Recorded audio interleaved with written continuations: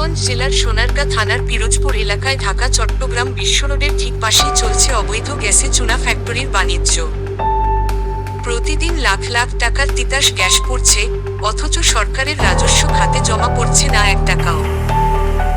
স্থানীয় সূত্রে জানা গেছে, আতাউর, মাসুম ও স্বপন নামে 3 ব্যক্তির মালিকানায় অন্তত 3টি বড় চুনা ফ্যাক্টরি রয়েছে এই এলাকায়।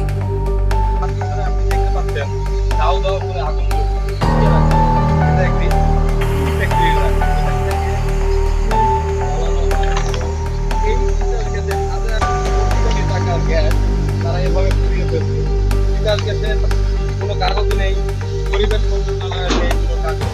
এখানে যখনই প্রশাসন এখানে হামলা করে, যেখানে প্রশাসন এখানে দেখতে আসে, তখনই তারা পালিয়ে যায়।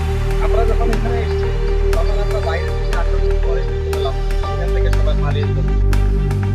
আরও 8 থেকে 10টি ছোট বড় চুল্লি প্রতিদিন রাতভর চালু থাকে তিতাসের সংযোগ লাইন থেকে নেওয়া অবৈধ গ্যাসে। অনুসন্ধানী দল ঘটনাস্থলে পৌঁছালে ফ্যাক্টরির কর্মচারীরা দ্রুত পালিয়ে যায়। এরপর আশপাশের কিছু দালাল প্রকৃতির লোক দলটিকে বিভ্রান্ত করার চেষ্টা করে। স্থানীয়দের অভিযোগ, তিতাস গ্যাসের কিছু অসাধু কর্মকর্তা ও স্থানীয় দালাল সিন্ডিকেটের যোগসাজশেই চলছে এই অবৈধ ব্যবসা।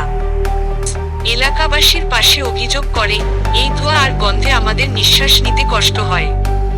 বাচ্চারা অসুস্থ হয়ে পড়ছে, তবুও কেউ কিছু করছে না। রাস্তার উপরে লেলিহেন শিখা দেখেও প্রশাসন অথবা তিতাস গ্যাস কর্তৃপক্ষের পক্ষ থেকে কোন কিছুই করা হয় না। শুধু মাঝে মধ্যে এসে জরিমানা করে চলে যায়। তিতাস গ্যাস ও পরিবেশ অধিদপ্তরের অনুমতি ছাড়া কিভাবে এভাবে কোটি টাকার গ্যাস পড়ছে, সেটাই এখন বড় প্রশ্ন। এলাকাবাসী বলছেন, অদৃশ্য শক্তির প্রভাবে প্রশাসন নীরব ভূমিকা পালন করছে।